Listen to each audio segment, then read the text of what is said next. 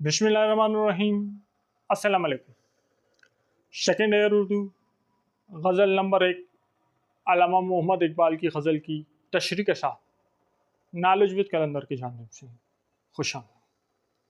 आज की इस वीडियो में हम गज़ल की तशरीह सीखेंगे और इससे अगले लेक्चर में जो मश्की सवालात हैं उनको भी हम हल करेंगे। वीडियो के आगाज़ से पहले आपको ये बात वाज़ेह कर दूँ कि बच्चों, मेरा मकसद है आपको गज़ल की तशरीह बनाना आ जाए, आपको तशरीह याद ना करनी पड़े, आप खुद से तशरीह जो हैं वो लिख सकें। किसी भी गज़ल की तशरीह बनाने के लिए आपको 2 बातें जहन में रखनी होंगी। सबसे पहले जो गज़ल के अशार हैं, आपको इनका मायने आना चाहिए। इनमें जो मुश्किल अल्फाज हैं, जिस तरह ये शेर लिखा हुआ है, इसमें ज़ुल्मत खाना, मकीनो, महमल, नशीनो, ये कुछ मुश्किल अल्फाज हैं जो डेली लाइफ में इस्तेमाल नहीं होते या बहुत कम इस्तेमाल होते हैं। तो आपको इन अल्फाज का और ये जो पूरे जो अशार हैं इनका लफ्ज़ी मायने आपको आना चाहिए, पहली बात। दूसरी बात, गज़ल के शेर में किसी जानिब इशारा किया गया होता है, कोई बात समझाई गई होती है, तो जिस तरफ इशारा किया होता है आपको वो बात भी वाज़ा होनी चाहिए। फिर आपकी राइटिंग स्किल है, आप कॉपी पे किस तरह लिखेंगे। आप रटा लगाएंगे बच्चों, कभी भी कामयाब नहीं हो सकते। आप मफहूम समझ के, मतलब समझ के जब आप गज़ल लिखेंगे तब आप कामयाब होंगे। तो इंशाल्लाह अगर आप लोगों का अच्छा फीडबैक आया तो तमाम गज़लें के बाद हम नज़मों की जो तशरीह है वो भी अपने चैनल पे अपलोड करेंगे। तो ज़्यादा टाइम वेस्ट नहीं करते, लेक्चर का आगाज़ करते हैं। सबसे पहले हम इन अशार को देखते हैं। गज़ल एक अल्लामा मोहम्मद इकबाल, उसमें कह रहे हैं, जिन्हें मैं ढूंढता था आसमानों में ज़मीनों में, जिन्हें मैं ढूंढता था आसमानों में ज़मीनों में, वो निकले मेरे ज़ुल्मत खाना दिल के मकीनों में। कभी अपना नज़ारा भी किया है तूने ए मजनू, कभी अपना नज़ारा भी किया है तूने ए मजनू, कि लैला की तरह तू खुद भी है महमल नशीन। पहले शेर को देखें, जिन्हें मैं ढूंढता था आसमानों में ज़मीनों में, या तो कोई इतनी मुश्किल बात नहीं है, वो निकले मेरे ज़ुल्मत खाना। अब ज़ुल्मत कहते हैं जहाँ जुल्म हो रहा हो, खाना कहते हैं घर को, वो घर जहाँ जुल्म हो रहा हो। यहाँ हम जुल्मत खाना का ये मतलब नहीं लेंगे, क्योंकि अगर दिल को बात कर रहे हैं तो जुल्मत खाना यहाँ हम कह देंगे अंधेरा, अंधेरा या अंधेरी जगह, ठीक है। जुल्मत खाना दिल के मकीनों, मकीनों मतलब रिहायशी, सिटीजन, रेजिडेंस, जो रिहायशी है, मकीनों। शायर कह रहे हैं, जिन्हें मैं ढूंढता था आसमानों में ज़मीनों में, यानी मैं अपने महबूब को, मैं अपने रब को तलाश कर रहा था आसमानों में ज़मीनों में, यानी मैं यहाँ जा रहा हूँ, मैं वहाँ जा रहा हूँ रब की तलाश में। वो निकले मेरे ज़ुल्मत खाना, वो मेरे अंधेरे दिल के अंदर मौजूद था, यानी मैं अपने रब को इधर उधर तलाश कर रहा हूँ, लेकिन मेरा रब, मेरा महबूब मेरे दिल के अंदर मौजूद था। जिस तरह हदीस पाक है कि परवरदिगार मोमिन के दिल में होते हैं, तो यहाँ शायर ने इस हदीस को सामने रख के ये शेर जो है कहा है। अगला शेर, कभी अपना नज़ारा, नज़ारा मतलब देखना, विज़न, नज़ारा भी किया है तूने ए मजनू, नज़ारा मतलब देखना, और मजनू, मजनू एक आशिक था। आपने लैला मजनू का किस्सा था, आगे समझाता हूँ, कि लैला की तरह तू खुद भी है महमल, महमल कहते हैं, आप यहाँ पे पर्दा समझ लें, ठीक हो गया, मैं आगे समझाता हूँ। महमल नशीनों में, कि ऊँट जब जा रहा होता है, ऊँट के ऊपर जब सवारी करते हैं तो जिस तरह घोड़े पर बैठते हैं उस तरह ऊपर नहीं बैठते, बल्कि ऊँट के ऊपर सवारी होती थी तो ऊपर एक छोटा सा कमरा बना होता था, اس کمرے کے اوپر جو ہے کیا ہوتے تھے، پردے لگے ہوتے تھے، اس کو محمل بولتے تھے، ٹھیک ہے۔ تو محمل نشینوں، جو اس محمل میں جو اس اونٹ کے اوپر ایک کمرہ بنا ہوا ہے، اس کمرے کے اندر بیٹھا ہوا ہے، آگے پردے لگے ہوئے ہیں، تو اس کو محمل نشین کہتے ہیں۔ اچھا، لیلا اور مجنو کا کیا قصہ تھا کہ لیلا ایک لڑکی تھی، مجنو اس کا عاشق تھا۔ وہ مجنو کیا کرتا تھا، وہ لیلا کے پیچھے پیچھے جاتا تھا۔ تو جب لیلا محمل میں جا رہی ہوتی تھی تو مجنو پیچھے پیچھے بھاگتا رہتا تھا، تو دیکھتا رہتا کہ کہیں پردہ ہٹے اور مجھے لیلا کی ایک جھلک نظر آ جائے۔ اب یہاں پہ وہ شاعر کیا کہہ رہا ہے کہ تو مجنو کو کہہ رہا ہے کہ تو لیلا کی ایک جھلک دیکھنے کے لیے، لیلا کا نظارہ دیکھنے کے لیے اس کی محمل کے پیچھے بھاگتا رہتا ہے۔ کیا تو نے کبھی اپنے اندر جھانک کر دیکھا ہے کہ لیلا کی طرح تو خود بھی ہے محمل نشینوں میں، کہ تو خود بھی، تیری اپنی ذات بھی چھپی ہوئی ہے، کہ کبھی یہ مسلم تو نے اپنی قدر پہچانی بھی ہے، تو ہے انسان لیکن تجھ میں شان یزدانی بھی ہے، تو انسان ہے لیکن تیرے اندر اللہ تعالیٰ کی صفات چھپی ہوئی ہیں۔ ایک اور جگہ اقبال کہہ رہے ہیں، اپنے من میں ڈوب کر پا جا سراغ زندگی، یعنی اے مجنو تو لیلا کے پیچھے بھاگ رہا ہے، کیا جتنے ٹائم تو لیلا کو ایک جھلک دیکھنے میں لگا رہا ہے اتنے ٹائم تو اپنے آپ کو دیکھ لیتا، اپنے تزکیہ نفس کر لیتا، تو تجھ میں بہت سے اسرار کھل جاتے ہیں۔ اب ان اشعار کی لکھی ہوئی تشریح آپ کے ساتھ شیئر کرتے ہیں اور پھر اگلے اشعار کی طرف جاتے ہیں۔ جنہیں میں ڈھونڈتا تھا آسمانوں میں زمینوں میں، وہ نکلے میرے ظلمت خانہ دل کے مکیوں میں۔ اقبال کا یہ شعر تصوف کے رنگ میں ڈوبا ہوا ہے۔ جس طرح ایک دنیا دار عاشق اپنے مجازی محبوب کی تلاش اور حصول میں مارا مارا پھرتا ہے، اسی طرح کچھ عاشق صادق ایسے بھی ہوتے ہیں جو اپنے محبوب حقیقی اللہ تعالیٰ کی تلاش میں سرگرداں رہتے ہیں۔ تو شاعر کو بھی اللہ کے دیدار کی تڑپ نے بے قرار کیا ہوا ہے، اور وہ اپنی نادانی اور کم علمی کی وجہ سے اپنے محبوب حقیقی کو آسماں کی رفتوں اور زمین کی وسعتوں میں ڈھونڈتا رہا۔ اقبال کہتے ہیں کہ جب میری باطنی آنکھیں روشن ہوئیں اور میں نے اپنے دل کے اندر جھانکا تو میں نے محسوس کیا کہ میرا محبوب حقیقی تو میرے دل کی گہرائیوں میں موجود ہے۔ کبھی اپنا نظارہ بھی کیا ہے تو نے اے مجنوں، کہ لیلا کی طرح تو خود بھی ہے محمل نشینوں۔ اس شعر میں علامہ اقبال نے صنعت تلمید سے کام لیتے ہوئے مجنوں کا ذکر کیا ہے جو کہ لیلا کا عاشق تھا۔ اس شعر میں بظاہر علامہ اقبال مجنوں سے مخاطب ہیں، لیکن شاعر کے مخاطب ہم سب انسان ہیں۔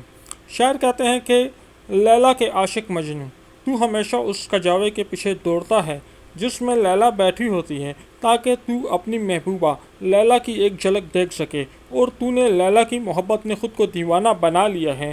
لیکن مجھے یہ بتا، کیا تو نے کبھی اپنے اندر جھانک کر دیکھا ہے اور کبھی اپنی حقیقت پر نظر ڈالی ہے کہ تو خود بھی پردوں میں چھپا ہے، اس لیے دوسروں کو کھوجنے کی بجائے اپنی ذات کی حقیقت کو تلاش کر۔ اصل میں شاعر اس شعر میں خود شناسی پر زور دے رہے ہیں کہ اپنے دل کی دنیا میں غوطہ زن ہو کر انسان خود ہی کے رازوں سے واقف ہو سکتا ہے۔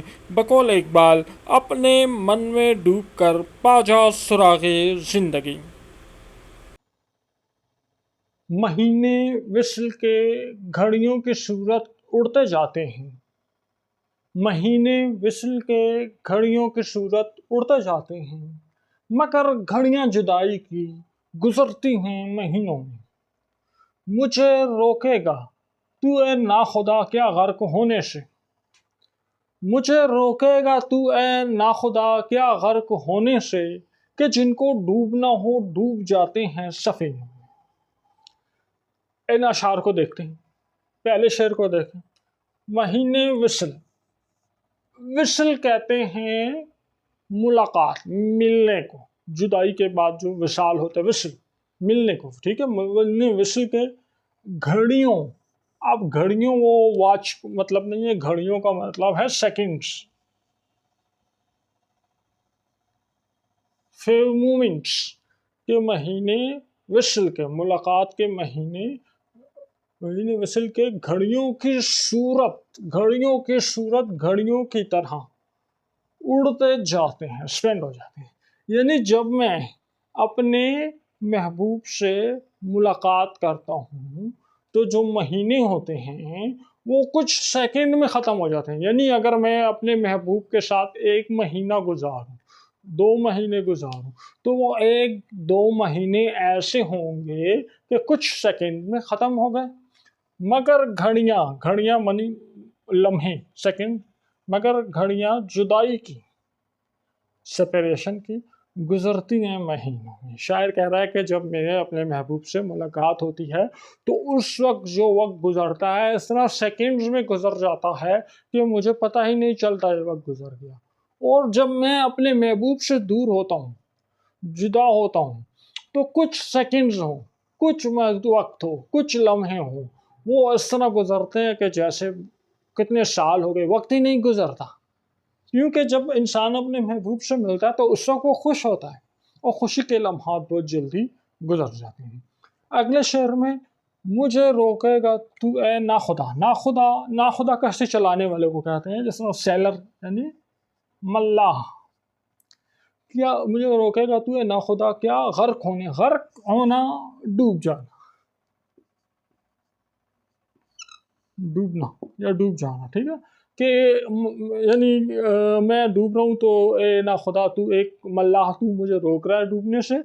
کہ جن کو ڈوبنا ہو ڈوب جاتے ہیں. سفینوں مطلب سفینہ کہتے ہیں کشتی کو یا بحری جہاز کو، جس طرح ٹائٹینک ہو گیا کہ جن کو ڈوبنا ہو وہ تو ٹائٹینک میں بھی ڈوب جاتے ہیں. جیسا ٹائٹینک میں دعویٰ کیا تھا کہ ڈوب ہی نہیں سکتا، تو کیا ہو گیا، پہلی جو اس کی سفر تھا پہلے سفر میں ہی ڈوب گیا. ٹھیک ہے، تو کہہ رہے ہیں مجھے روکے گا تو اے ناخدا، اے ملا تو مجھے ڈوبنے سے روک رہا ہے.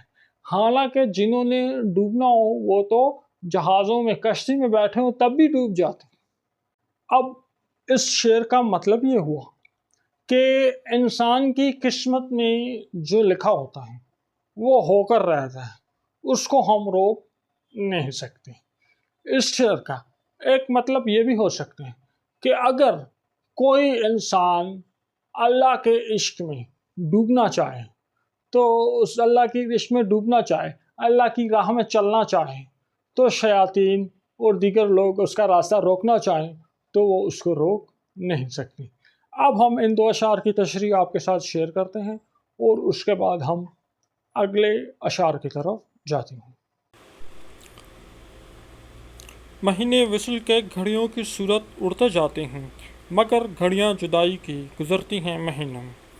علامہ اقبال کہتے ہیں کہ محبوب سے ملاقات کے لمحات بہت تیزی سے گزر جاتے ہیں اور وقت گزرنے کا احساس بھی نہیں ہوتا.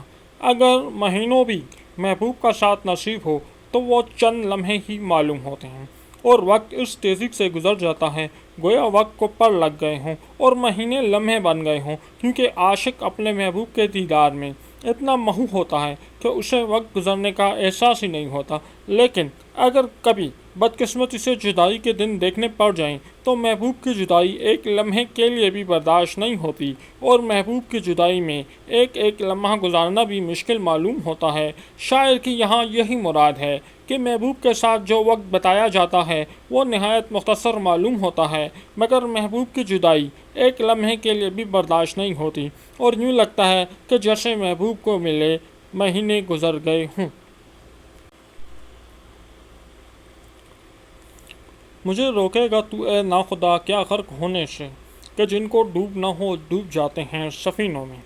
ہر انسان کی تقدیر اللہ تعالیٰ لکھتا ہے. اس شعر میں شاعر کہنا چاہتا ہے کہ انسان کی قسمت میں اللہ تعالیٰ نے جو کچھ لکھ دیا ہو اسے وہی ملتا ہے، یا اسے انہی حالات کا سامنا کرنا پڑتا ہے جو اس کی قسمت میں لکھے ہوں. اس لیے علامہ اقبال کہتے ہیں کہ اے کشتی بان، اے ملا، تم مجھے دریا میں ڈوبنے سے روک نہیں پاؤ گے، کیونکہ اگر خدا نے میری قسمت میں ڈوب جانا لکھ دیا ہے تو پھر مجھے ڈوبنے سے کوئی نہیں بچا سکتا. کیونکہ جن لوگوں کا مقدر ہی ڈوبنا ہو وہ کشتی سمیت ہی ڈوب جاتے ہیں. جلا سکتی ہے شمع کشتہ کو موجے نفس ان کی، الہی کیا چھپا ہوتا ہے اہل دل کے سینوں میں. نہ پوچھ ان خرقہ پوشوں کی ارادت ہو تو دیکھ ان کو، نہ پوچھ ان خرقہ پوشوں کی ارادت ہو تو دیکھ ان کو، یدے بیضا لیے بیٹھے ہیں اپنی آستین میں. اس شعر کو دیکھیں جلا سکتی ہے شمع کشتہ. شمع کشتہ کہتے ہیں بجھی ہوئی شم، وہ شم جو بجھ جائے.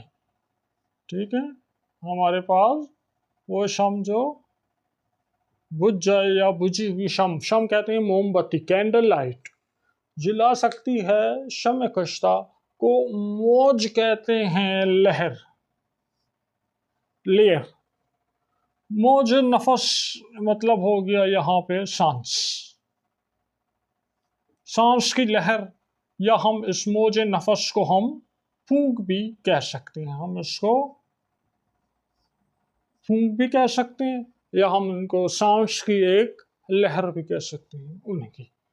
یعنی جلا سکتی ہے. دیکھیں شم کو جب بجھانا ہو تو کیا کرتے ہیں؟ ہماری جب برتھ ڈے ہوتی ہے، کینڈل جل رہی ہوتی ہے، اس طرح کینڈل جل رہی ہے، ہم پھونک مارتے ہیں تو شم بجھ جاتی ہے.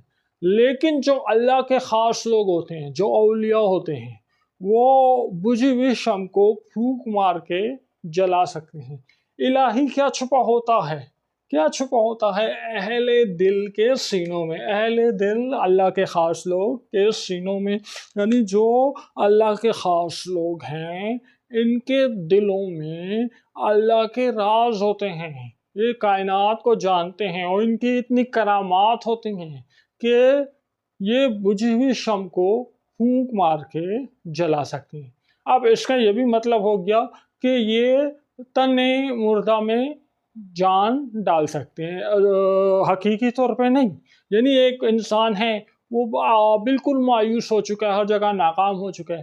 جب وہ ایک اہل دل کے پاس جائے گا، وہ ایک بجھی ہوئی شم ہے، اہل دل کے پاس جائے گا، اولیاء اللہ کے پاس جائے گا، نیک لوگوں کے پاس جائے گا، تو وہ اس کو پھونک ماریں گے، ان کی صحبت اختیار کرے گا، تو اس کو ایک نئی زندگی، نئی لائف جو ہے وہ مل جائے گی.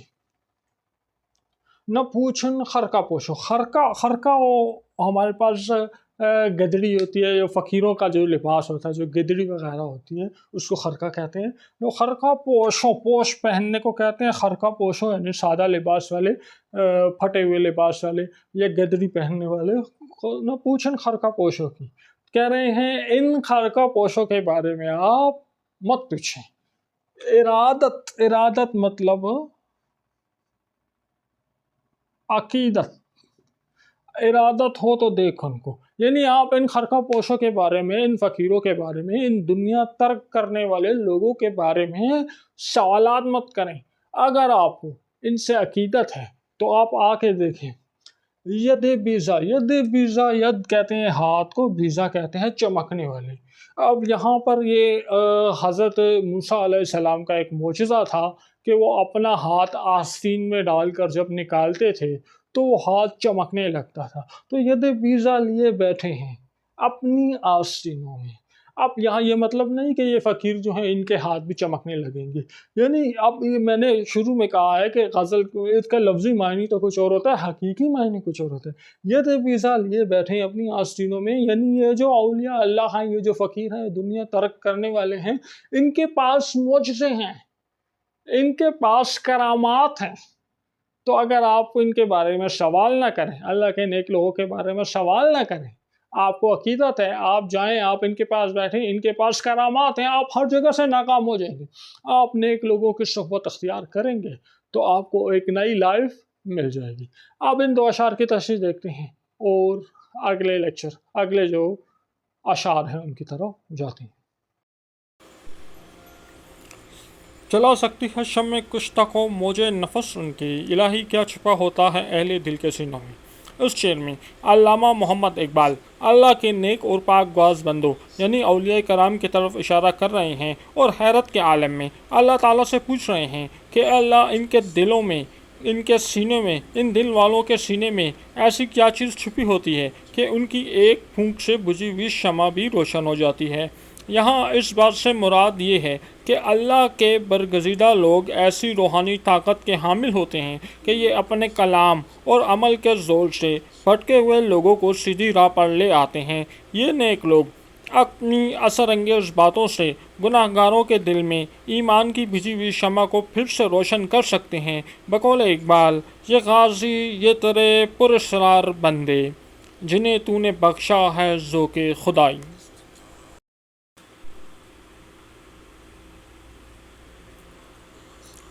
न पूछन खरका पोशों की इरादत हो तो देख उनको, यदि बेजा लिए बैठे हैं अपनी आस्तीनों में। उस शेर में अल्लामा इकबाल अल्लाह के नेक बंदों के बारे में बात कर रहे हैं, जिनकी ज़ाहिरी हालत तो ऐसी फ़कीराना होती है कि एक मामूली सी गदरी से अपने बदन को ढंका होता है। शायर कहते हैं कि ऐसे लोगों के बारे में मुझसे कोई सवाल मत करो। अगर तुम्हें उनसे मोहब्बत और अकीदत है तो उनकी सोबत इख्तियार करो, उनको करीब से देखो, उनके कदमों में बैठो, फिर तुम्हें मालूम होगा कि बज़ाहिर फ़कीर नज़र आने वाले इन लोगों को अल्लाह ताला ने कितनी रूहानी क़ुव्वत से नवाजा हुआ है, और अम्बिया कराम के मोजज़ात की तरह अल्लाह ने इन फ़कीरों को भी बहुत सी करामात अता की हुई हैं। शायर कहते हैं कि बज़ाहिर सादा और फ़कीर नज़र आने वाले इन दरवेशों को अल्लाह ने मोजज़ाती क़ुव्वतों से नवाजा होता है, लेकिन उनकी ये रूहानी ताकत सिर्फ़ उन्हीं लोगों को दिखाई देती है जो उनकी सोहबत इख्तियार करते हैं और उनकी जूतियाँ सीधी करते हैं। तो बच्चों ये लेक्चर कुछ तवील हो गया, गज़ल के अभी भी 4 अशार बाकी हैं, तो इस तरह करते हैं इस वीडियो को यहाँ पे स्टॉप कर लेते हैं। आप इस वीडियो को ज़रा इन अशार को अच्छी तरह समझ लें और उसके बाद अगले लेक्चर में जो बाकी रह जाने वाले अशार हैं उनको देखेंगे। वीडियो पसंद आई है इसको लाइक करें, अपने दोस्तों के साथ शेयर करें, हमारे चैनल को सब्सक्राइब करें। नेक्स्ट वीडियो में मुलाकात होगी, अपना ख्याल रखिएगा। अल्लाह।